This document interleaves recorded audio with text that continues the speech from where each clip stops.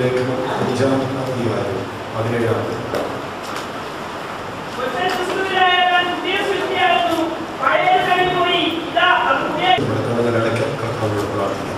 എല്ലാം കണ്ണുകൾ അടച്ച് ആത്മനിറവിൽ ഒരുമിച്ച് കർത്താവിന് നന്ദി പറഞ്ഞു തുടങ്ങിയാണ്. വായി തുറന്ന് ആരും മൗനമായിരിക്കരുത്. ഇത് മൗനമായിരിക്കേണ്ടുന്ന രാത്രിയല്ല. ഇന്ന് രാത്രി കൃപയുടെ വചനത്തിന് സാക്ഷികൾ പരിശുദ്ധ ആത്മാവ് നമ്മുടെ മധ്യ ഇറങ്ങി നിന്ന ആത്മാവിന്റെ ചില ശക്തിയേറിയ ആലോചനകളും ദൈവജനത്തെ തൊട്ടുണർത്തുന്ന വചനത്തിന്റെ വെളിപ്പാടുകളും ഈ രാത്രി നമ്മുടെ മധ്യ പകർന്ന് നമ്മെ സ്പർശിക്കത്തക്ക നിലയിൽ ദൈവവചനം ശക്തിയോടെ വെളിപ്പെടുവാൻ ഇന്ന് പകലിൽ ഇന്ന് രാത്രി കൃപ പ്രാപിച്ച ദൈവമക്കൾ ആത്മാവിൽ കർത്താവിനെ സ്തുതിച്ചു തുടങ്ങിയാണ്. എല്ലാവരും ചേർന്ന് ആത്മാവിൽ കർത്താവിനെ നന്ദി പറഞ്ഞു തുടങ്ങിയാണ്.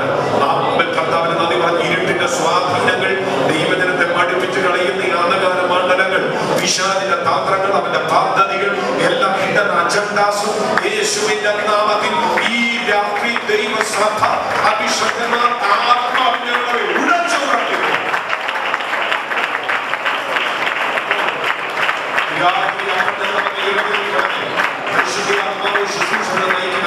ദൈവത്തിന്റെ വെളിപ്പാടുകളുടെ ഒഴുക്ക് വെളിപ്പെടട്ടെ. കർത്താവ് സഹായിക്കും യേശുവിന്റെ നാമത്തിൽ തന്നെ.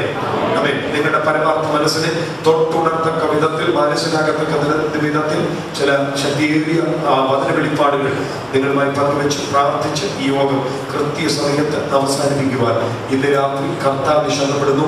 പ്രാർത്ഥനയോടെ നമുക്ക് ദൈവസന്നിധിയിലായിരിക്കും. നമ്മൾ വായിച്ച വാക്യം 2 കൊരിന്ത്യർ ലേഖനം 5-ാം അധ്യായം 17-ാമത്തെ വാക്യമാണ്. ഒരുവൻ ക്രിസ്തുവിൽ ആയാൽ അവൻ പുതിയ സൃഷ്ടി ആകും. അടുത്തത് പഴയത് കഴിഞ്ഞുപോകും, ഇതാ സർവ്വതും പുതുതായി തീർന്നിരിക്കും. എന്നിട്ട് വായിക്കുന്നു, ഇതിനൊക്കെയും ദൈവം തന്നെ കാരണഭൂതൻ. ഇവിടെ സവിശേഷമായ ചിന്തകൾ ധാരാളം ഉള്ളടക്കം ചെയ്യപ്പെട്ട, ഉല്ലേഖനം ചെയ്യപ്പെട്ട ഒരു വാക്യമാണ് നമ്മൾ വായിച്ചത്.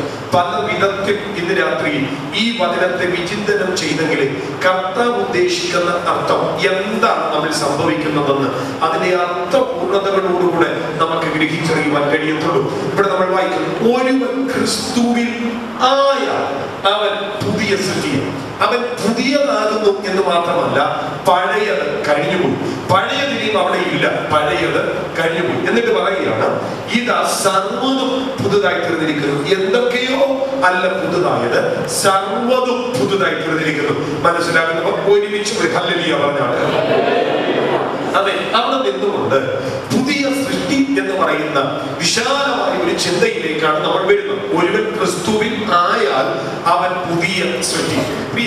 ആ പുതിയ സൃഷ്ടി എന്ന് പറയുന്ന വിശാലമായ ചിന്തക്കകത്തേക്ക് ഇന്ന് രാത്രി നമ്മൾ പ്രവേശിക്കുന്നതിന് മുൻപ് ഒരുവൻ ക്രിസ്തുവിൽ ആയാൽ എന്നുള്ള വിഷയമാണ് നമ്മൾ പ്രധാനമായി ചിന്തിക്കേണ്ടത്. കേൾക്കുക, അപ്പൊ ക്രിസ്തുവിൽ ആയാലാണ് പുതിയ സൃഷ്ടിയാകുന്നത്. ഇവിടെ ആദ്യം നമ്മൾ അറിയേണ്ടത് ക്രിസ്തു എന്നുള്ളതാണ്, പിന്നെ ക്രിസ്തുവിൽ എന്നുള്ളത്, അതിനുശേഷമാണ് ആയാൽ പുതിയ സൃഷ്ടി. അപ്പൊ ഈ പുതിയ സൃഷ്ടി എന്നുള്ള സബ്ജക്റ്റിനെ 3 വിഭാഗിച്ചുകൊണ്ട് ക്രിസ്തു, ക്രിസ്തുവിൽ, ക്രിസ്തുവിലായ പുതിയ സൃഷ്ടി, ഈ 3 ചിന്തകളിലേക്ക് നമ്മൾ വേഗം വരികയാണ്. ഇന്ന് രാത്രി ദൈവജനം വളരെ പ്രാർത്ഥനയോടെയും ശ്രദ്ധയോടെയും ഇരിക്കണമെന്ന് ഞാൻ ആത്മാവിൽ നിങ്ങളെ പ്രബോധിപ്പിക്കുന്നു. ഹല്ലേലൂയ. ഒരു കാര്യം ഞാൻ പറയാം, പ്രിയപ്പെട്ടവരെ, പ്രസംഗത്തിന്റെ ഒരു സ്കൽപ്പനാണ് പ്രസംഗിക്കുന്ന പ്രസംഗകന്റെ അകത്തുള്ളത്. അതിന്റെ ഒരു പൂർണ്ണ രൂപം ഒരു വേദിയിലാണ് വെളിപ്പെട്ടു വരുന്നത്. പ്രസംഗിക്കുന്ന ആ തോട്ടാണ് പ്രസംഗകന്റെ അകത്ത് കത്തി നിൽക്കുന്നത്. ബാക്കി 1-1.25 മണിക്കൂറോ വാക്കുകളാണ് ഒഴുകേണ്ടത്. കേൾക്കുക, ഈ വാക്കുകളാണ് ദൂതായി പരിണമിക്കുന്നത്. വാക്കുകൾ ദൂതായി പരിണമിക്കണമെങ്കിൽ കേൾവിക്കാരന്റെ അകത്ത് ആവലുണ്ടാകണം, കേൾവിക്കാരന്റെ അകത്ത് ദാഹം ഉണ്ടാകണം. ഇത് രണ്ടും ഒന്നിച്ച് കേൾവിക്കാരന്റെ അകത്ത് വെളിപ്പെട്ടു വരുന്നില്ലെങ്കിൽ പ്രസംഗിക്കുന്ന പ്രസംഗകന്റെ പ്രസംഗ പരിചയത്തിൽ നിന്ന് പ്രസംഗം വെളിപ്പെടും, പക്ഷേ ദൂത ഉണ്ടാകണമെന്ന് നിർബന്ധമില്ല. 10ാമത്തെ രാത്രി ദൈവം നിങ്ങളോട് കൈമാറുവാൻ ആഗ്രഹിക്കുന്ന സന്ദേശം, ദൂത്, അതിന്റെ പൂർണ്ണതയിൽ നിങ്ങളുടെ മേൽ വെളിപ്പെട്ടു വരണമെങ്കിൽ, ദൂത് നിങ്ങളുടെ മേൽ പ്രകാശിക്കണമെങ്കിൽ, കേൾക്കാനുള്ള ആവലും സ്വീകരിക്കുവാനുള്ള ഹൃദയം ഒരേപോലെ നിങ്ങളിൽ നിന്ന് പ്രകാശിക്കപ്പെടണം. അതല്ലാത്ത പക്ഷം പ്രസംഗിക്കാൻ എനിക്ക് കഴിയും, കേൾക്കാൻ നിങ്ങൾക്ക് കഴിയും. നിങ്ങൾ കേൾക്കുന്നത് കുറെ ജ്ഞാനമായിരിക്കും. ഇന്ന് രാത്രി ജ്ഞാനത്തിന്റെ അപ്പുറത്ത് വെളിപ്പാടാണ് നമുക്ക് ആവശ്യം, ദൂതാണ് വെളിപ്പാട് ജീവിതത്തിന്റെ ഗതിമാറ്റം വരുത്തുന്നതാണ്. അതുകൊണ്ട് ഇന്ന് രാത്രി ദൈവജനം പ്രാർത്ഥനയോടെ ഇരിക്കണമെന്ന് ഞാൻ ആത്മാവിൽ പ്രബോധിപ്പിക്കുക. ഇവിടെ ക്രിസ്തുവിലായ പുതിയ സൃഷ്ടി, ഈ 3 നിലയിൽ നമ്മുടെ പുതിയ സൃഷ്ടി എന്നുള്ള വിഷയത്തെ വിശകലനം ചെയ്യാൻ പോവുകയാണ്. ഇത് ഒത്തിരി വിവരിച്ചു പറയേണ്ട ഒരു സബ്ജക്റ്റാണ്. എല്ലാം വിവരിച്ചു പറയുവാൻ സമയമില്ല. അതുകൊണ്ട് ഇതിന്റെ വീഡിയോ ടേപ്പ് ഞങ്ങൾ പ്രസിദ്ധീകരിച്ചിട്ടുണ്ട്. ഇപ്പൊ എന്റെ കൈവശമില്ല. ആർക്കെങ്കിലും കൂടുതൽ അറിയണമെന്നുണ്ടെങ്കിൽ പാസ്റ്ററോട് ചോദിച്ചാൽ പിന്നത്തേതിൽ ഇവിടെ എത്തിക്കാനുള്ള സംവിധാനം ഒരുക്കി. ഹല്ലേലൂയ, സ്തോത്രം. കാരണം നിങ്ങൾ കുറച്ചുകൂടെ കേട്ട് കഴിയുമ്പോൾ വീണ്ടും കേൾക്കണമെന്നോ പറയണമെന്നോ മറ്റുള്ളവരെ അറിയിക്കണമെന്നോ ഒക്കെയുള്ള താല്പര്യം ഉണ്ടാകുവാനുള്ള സാധ്യതയുണ്ട്. അതുകൊണ്ട് ദൈവമക്കൾ ആ നിലയിൽ ചോദിച്ചാൽ നിങ്ങൾക്ക് എത്തിച്ചു തരാം. പ്രൈസ് ദി ലോർഡ്, സ്തോത്രം. ഈ വിഷയത്തിലേക്ക് വരിക. ക്രിസ്തുവിൽ, ഇവിടെ ക്രിസ്തു ആരാണ്? അതൊന്ന് വിശകലനം ചെയ്താൽ ബാക്കി കാര്യങ്ങൾ പെട്ടെന്ന് മനസ്സിലാക്കും. ആരാണ് ക്രിസ്തു?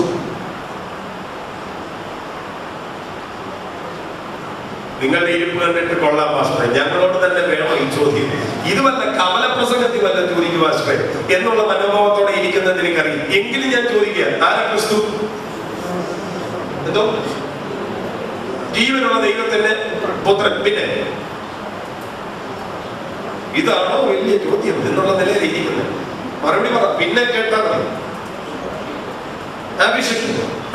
പിന്നെ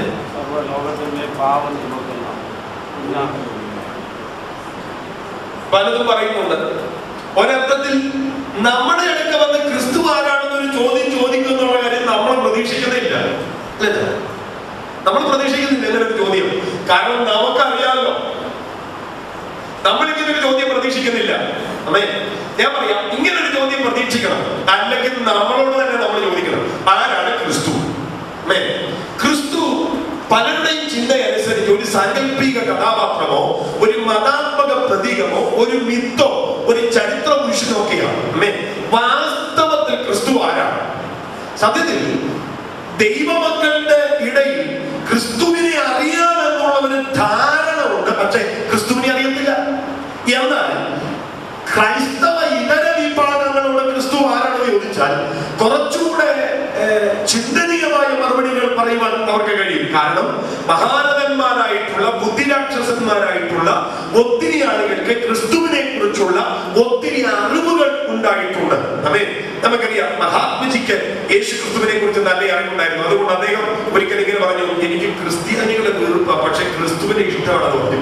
ക്രിസ്തുവിനെ ഇഷ്ടമാണെന്ന് മഹാത്മജി പറയണമെങ്കിൽ അത്രയും അറിവ് മഹാത്മജിക്ക് ഉണ്ടായിരുന്നു. ബാക്കി ഭാഗങ്ങൾ ഞാൻ പറയുന്നില്ല, വിഷയത്തിന്റെ വിസ്താരം. പിന്നെ സരോജിനി നായിഡുവിന് യേശു ക്രിസ്തുവിനെ കുറിച്ച് നന്നായിട്ട് അറിയാമായിരുന്നു. എന്ന് പറഞ്ഞാൽ മഹാത്മജി മരിച്ച് ഞായറാഴ്ച അദ്ദേഹത്തിന്റെ ശരീരം ചിതക്കേൽപ്പിച്ച ഞായറാഴ്ച സരോജിനി നായിഡു രാജ്ഘട്ടിൽ വന്നിട്ട് മഹാത്മജിയുടെ ശരീരം കത്തിയെറിഞ്ഞ ചുടുചാരൻ കയ്യിൽ വാരി ഉയർത്തിപ്പിടിച്ചിട്ട് സരോജിനി നായിഡു ഇങ്ങനെ നിലവിളിച്ചു, അല്ലയോ മഹാത്മജി, യേശു മരിച്ചതുപോലെ അന്ന് ഒരു വെള്ളിയാഴ്ച മരിച്ചു, യേശു ഉയർത്തെഴുന്നേറ്റതുപോലെ അന്ന് ഈ ഞായറാഴ്ച ഉയർത്തെഴുന്നേൽക്കണമേ. സരോജിനി നായിഡുവിന്റെ നിലവിളി രാജ്ഘട്ടിൽ മുഴങ്ങിക്കേട്ടതല്ലാതെ അന്തരീക്ഷമായി ലയിച്ചു ചേർന്നതല്ലാതെ സരോജിനി നായിഡുവിന്റെ നിലവിളിക്ക് മറുപടി ലഭിച്ചതായി ചരിത്രം പറയുന്നില്ല. കാരണം നമ്മുടെ രാഷ്ട്രപിതാവായ മഹാത്മജി ഇന്നും മരണത്തിൽ തന്നെയാണ്. ഞാൻ പറഞ്ഞു വന്നത്, സരോജിനി നായിഡുവിന് യേശു ക്രിസ്തുവിനെ കുറിച്ച് അറിയാമായിരുന്നു. സ്വാമി വിവേകാനന്ദന് യേശു ക്രിസ്തുവിനെ കുറിച്ച് നല്ല അറിവുണ്ടായിരുന്നു. ഈ അറിവിന്റെ മുൻപിൽ എനിക്ക് അദ്ദേഹത്തെ ഒന്ന് സല്യൂട്ട് ചെയ്യാൻ തോന്നിയിട്ടുണ്ട്. സ്വാമി വിവേകാനന്ദനെ ഞാൻ അതിലേക്ക് വരുന്നതിന് മുമ്പ് ഞാൻ അങ്ങനെ ചിന്തിക്കാൻ കാരണം എന്താ എന്ന് പറയുന്നതിന് മുൻപ് നിങ്ങളോട് ഒരു ചോദ്യം കൂടെ ചോദിക്കാൻ പോയി. സ്തോത്രം. യേശു കർത്താവ് ഞാൻ ഇവിടെ നിൽക്കുന്നത് യാഥാർത്ഥ്യം എന്നതുപോലെ സലുബ്രദർ ഇവിടെ ഇരിക്കുന്നത് യാഥാർത്ഥ്യം എന്നതുപോലെ സോന ഇവിടെ ഇരിക്കുന്നത് യാഥാർത്ഥ്യം എന്നതുപോലെ യേശു കർത്താവ് ആളത്വത്തിൽ ഇന്ന് രാത്രി PMG ചർച്ചിന്റെ ഈ ഹോളിന്റെ അകത്ത് ഈ പുൾപിറ്റിന്റെ അകത്ത് അല്ല നിങ്ങളുടെ ഇടയിൽ ആളത്വത്തിൽ ക്രിസ്തു ഇറങ്ങി നിന്നാൽ നിങ്ങൾ എന്ത് ചെയ്യും?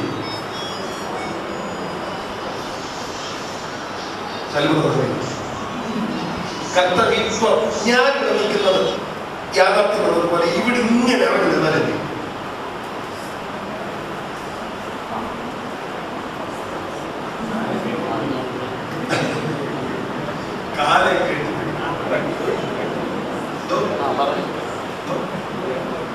എന്നെ സ്വർഗത്തിൽ കൊണ്ടുപോകണം.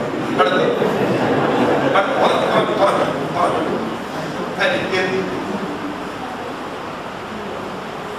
എന്തി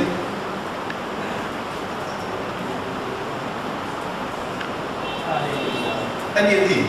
കർത്താവ് ഇങ്ങനെ ഇറങ്ങുന്ന, ഞാൻ നിൽക്കുന്നത് പോലെ കർത്താവ് ഇവിടെ ഇറങ്ങുന്നത് എന്ത് ചെയ്യും? ഈ മൗനത്തിന്റെ പിന്നിലെ അർത്ഥം എന്താന്ന് ഞാൻ പറയട്ടെ. നമ്മളങ്ങനെ പ്രതീക്ഷിക്കുന്നില്ല.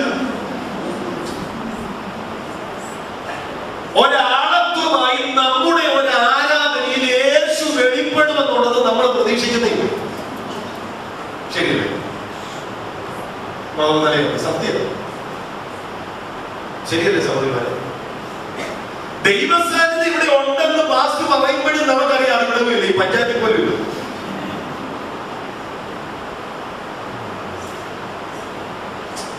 അല്ലെങ്കിൽ ഈ പിരിക്കുമോ?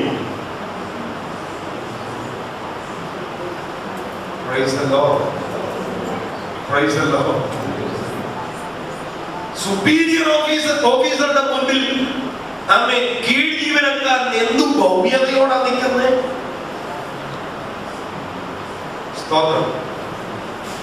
ഒരു ചെറിയ ഓർഡർ ഉണ്ടെങ്കിൽ തെറിച്ചു പോകാവുന്ന കസേരയുടെ ഉടമസ്ഥനെ കീഴുദ്യോഗസ്ഥന് ഇത്രയധികം ഭയപ്പെടുക. ഞാൻ ചോദിക്കുക, അങ്ങനെയാണെങ്കിൽ ലോകത്തെ ചമച്ച ദൈവസാന്നിധ്യം ഇവിടെ ഉണ്ടെന്ന് നമുക്ക് ബോധ്യമുണ്ടെങ്കിൽ നമ്മൾ കാണിക്കുന്ന വഴി ദൈവസാന്നിധ്യം കാണിക്കൂ? അല്ല,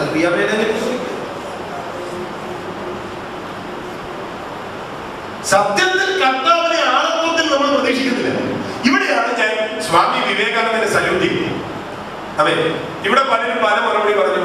കാലെ കെട്ടിപ്പിടിക്കുമെന്ന് പറഞ്ഞു, സ്വർഗത്തിൽ കൊണ്ടുപോകുമെന്ന് പറഞ്ഞു, ചിലര് പറഞ്ഞു തൊട്ടു നോക്കുമെന്ന് പറഞ്ഞു, ചിലര് പറഞ്ഞു കെട്ടിപ്പിടിക്കും. പല മറുപടികളുണ്ട്.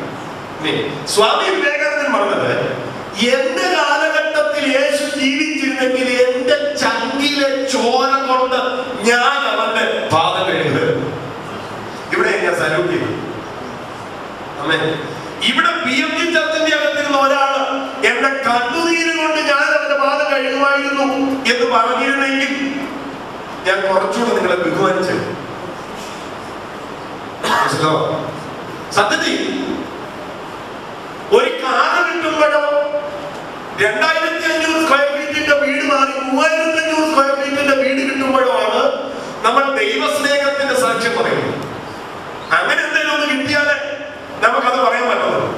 അമ്മേ, ഏറ്റവും നിന്ന് ഓട്ടോയിലേക്ക്, ഓട്ടോയിൽ നിന്ന് പിന്നെ സാൻഡ്രോയിലേക്ക്, സാൻഡ്രോയിൽ നിന്ന് ഇന്നോവയിലോട്ടും കയറുമ്പോഴാണ് നമ്മൾ പറയുന്നത് ദൈവസ്നേഹം ഭയങ്കര. എനിക്ക് ചിലപ്പോൾ തോന്നാറുണ്ട്, എന്തെന്ന് സ്നേഹമേ, ദൈവത്തിൻ സ്നേഹം എത്ര മനോഹരമേ, അതിങ്ങനെ കൈയടിച്ച് പാടേണ്ടതല്ല, തല കൈയടിച്ച് പാടണം. എന്നാലും ശരി, എന്തതിശയമേ ദൈവത്തിൻ സ്നേഹം, തല കൈവച്ച് പാടുന്നത് എത്ര മനോഹരം. കാരണം അത്ര വിശാലമാണ്. ഇവിടെ സ്വാമി വിവേകാനന്ദൻ പറയുക, ക്രിസ്തു എന്റെ കാലഘട്ടത്തിൽ ജീവിച്ചിരുന്നെങ്കിൽ ഞാൻ എന്റെ ചങ്കിലെ ചോര കൊണ്ട് അവന്റെ പാദം കഴുകുന്നു. സ്വാമി വിവേകാനന്ദന് ക്രിസ്തുവിനെ കുറിച്ച് നല്ല അറിവുണ്ട്. ഇനി നമ്മൾ വളരെ സർവ്വസാധാരണമായി ഉപയോഗിക്കുന്ന ഒരു ഡിക്ഷണറിയാണ് ഇംഗ്ലീഷ് മലയാളം ഡിക്ഷണറി. അതിൽ രചിച്ച ടി രാമലിംഗപിള്ള, ബുദ്ധിരാക്ഷസനായ യാഥാസ്ഥിതിക ഹൈന്ദവനായ ടി രാമലിംഗപിള്ള ഇംഗ്ലീഷ് മലയാളം ഡിക്ഷണറി രചിച്ചപ്പോ അയാള് സേവ്യർ എന്നുള്ള പദത്തെ മലയാളത്തിലേക്ക് മൊഴിമാറ്റം ചെയ്തപ്പോൾ കൊടുത്തിരിക്കുന്ന അർത്ഥം വളരെ ശ്രദ്ധേയമാണ്. വീട്ടിൽ ചെന്ന് വായിക്കണം. DC ബുക്സ് പ്രസിദ്ധീകരിച്ച ടി രാമലിംഗപിള്ളയുടെ ഡിക്ഷണറി. അതിനകത്ത് അദ്ദേഹം എഴുതി വെച്ചിരിക്കുന്ന സേവ്യർ എന്നുള്ള പദത്തെ മലയാളത്തിലേക്ക് മൊഴിമാറ്റം ചെയ്ത് യാഥാസ്ഥിതിക ഹൈന്ദവനായ 33 കോടി ഭൂതപ്രേത പിശാചുക്കളെ ആരാധിക്കുന്ന ആരാധകനായ ബുദ്ധിരാക്ഷസനായ മനുഷ്യൻ എഴുതി വെച്ചിരിക്കുക രക്ഷകൻ, ഉദ്ധാരകൻ, പ്രാണദാതാവ്, മോക്ഷദാതാവ്. എഴുതി വെച്ചിരിക്കുക യേശു ക്രിസ്തു. ഇത് ബൈബിളിലെ വാക്കല്ല. നമ്മൾ സർവ്വസാധാരണമായി ഉപയോഗിക്കുന്ന ഏതെങ്കിലും ഒരു റിലീജിയസ് ബുക്കിലെ കാര്യമാണ് ഞാൻ പറയുന്നത്. നമ്മൾ കോമൺലി ഉപയോഗിക്കുന്ന ഒരു ഡിക്ഷണറിയിലെ കാര്യം പറയുന്നത്. എന്ന് പറഞ്ഞാൽ ബുദ്ധിരാക്ഷസനായ 33 കോടി ഭൂതപ്രേത പിശാചുക്കളെ ആരാധിക്കുന്ന ടി രാമലിംഗപിള്ള പറയുന്നു, എടാ, ഈ ആർഷഭാരത ആരാധന സംസ്കാരത്തിൽ ആചാര്യന്മാരും ഗുരുക്കന്മാരും ആരാധനാമൂർത്തികളും ആൺദൈവങ്ങളും ഒത്തിരി ഉണ്ടെങ്കിൽ രക്ഷകനായി ഒരുത്തരേ ഉള്ളൂ, അവനോ യേശു ക്രിസ്തു. ഇത്ര പോലും ഒരു അറിവ് നമ്മുടെ അകത്ത് ഇല്ലെന്നുള്ളതാണ് ശോധനയാണ്. സത്യത്തിൽ ടി രാമലിംഗപിള്ളയ്ക്കും മഹാത്മജിക്കും സരോജിനായിരുന്നു സ്വാമി വിവേകാനന്ദന് ക്രിസ്തുവിനെ കുറിച്ച് അറിവുണ്ടായിരുന്നു. ഈ അറിവ് അവരെ എവിടെ എത്തിച്ചു എന്ന് ചോദിച്ചാൽ ചോദ്യമായി തന്നെ ഇന്നും നിലനിൽക്കും. വചനം പറയുന്നു, അറിവ് ജീവിപ്പിക്കും.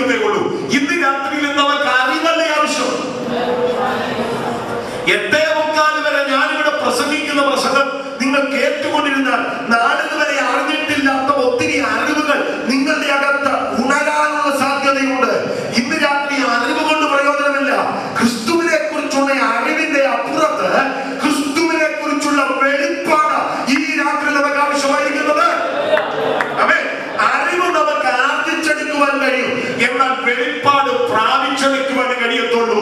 അറിവ് മനുഷ്യനിൽ നിന്ന് നേടാം, എന്നാൽ വെളിപ്പാട് ദൈവത്തിൽ നിന്ന് ലഭിക്കത്തുള്ളൂ. അതുകൊണ്ട് ഇന്ന് രാത്രി ഇവിടെ ഇരിക്കുന്ന അഭിഷേകം എന്ന് ദൈവമക്കൾ ആത്മാവിൽ പ്രാർത്ഥിക്കണം. കർത്താവേ, അങ്ങയെ കുറിച്ച് അറിവല്ല, അങ്ങയെ കുറിച്ച് എനിക്കൊരു വെളിപ്പാട് വേണം. ചെറുപരാമൻ പറഞ്ഞു.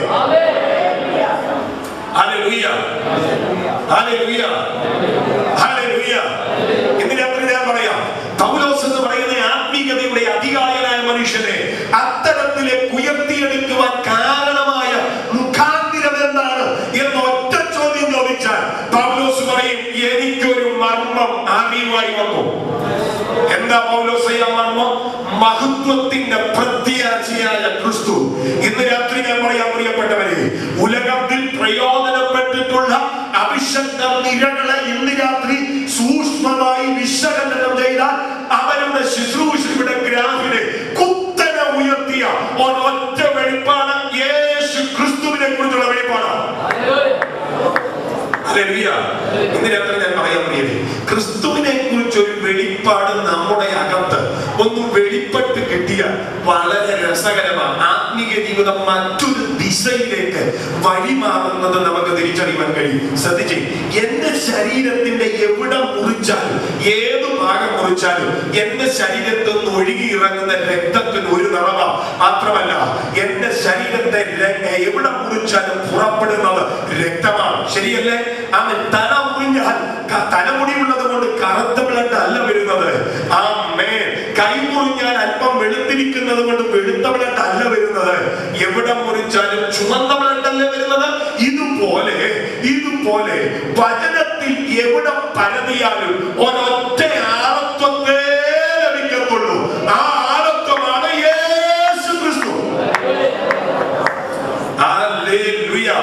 പഴയ നിയമത്തിൽ നിഴലായും പുതിയ നിയമത്തിൽ പൊരുളായും ക്രിസ്തു എന്ന വ്യക്തിത്വം ഇങ്ങനെ പടർന്നു നിൽക്കുകയാണ്. ബൈബിൾ കവർ ടു കവർ വായിച്ച 66 പുസ്തകങ്ങളെയും വിശകലനം ചെയ്ത ഈ 66 പുസ്തകങ്ങളിലൂടെയും പുറപ്പെട്ടു വരുന്ന വ്യക്തി പ്രഭാവം മാറി മാറി വന്ന പ്രവാചക വരേണ്യന്മാരിലൂടെയും മാറി മാറി വന്ന പുരോഹിത ശ്രേഷ്ഠന്മാരിലൂടെയും മാറി മാറി വന്ന ന്യായാധിപന്മാരിലൂടെയും ദൈവം വെളിപ്പെടുത്തിയ ഒരൊറ്റ സംഗതിയാണ്. അതാണ് യേശു ക്രിസ്തു. ഇസ്രായേൽ എന്ന രാഷ്ട്രത്തിലൂടെ അവർക്ക് കൊടുത്ത അനുഗ്രഹത്തിലൂടെ അവരോട് ചെയ്ത വാഗ്ദത്തത്തിലൂടെ എല്ലാം വെളിപ്പെട്ടു വന്നത് അല്ല, ഈ പ്രപഞ്ചത്തിലൂടെ പോലും വെളിപ്പെട്ടു വന്നത് ക്രിസ്തു എന്ന ആളത്വമാണ്. ഇവിടെ ശ്രദ്ധിച്ച്, ഉൽപ്പത്തി പുസ്തകത്തെ നമ്മൾ വായിച്ചാൽ ക്രിസ്തുവിനെ നമുക്ക് കാണാം. ഉൽപ്പത്തി പുസ്തകത്തിൽ ക്രിസ്തു സ്ത്രീയുടെ സന്തതിയാണ്. പുറപ്പാട് പുസ്തകത്തിൽ അറുക്കപ്പെടുന്ന പെസഹ കുഞ്ഞാടാണ്. ലേവ്യ പുസ്തകത്തിൽ പൂർവ്വതിയുടെ മഹാപുരോഹിതനാണ്. സംഖ്യ പുസ്തകത്തിൽ ഉയർത്തപ്പെട്ട പിച്ചള സർപ്പമാണ്. ആവർത്തന പുസ്തകത്തിൽ അവൻ പ്രവാചകനാണ്.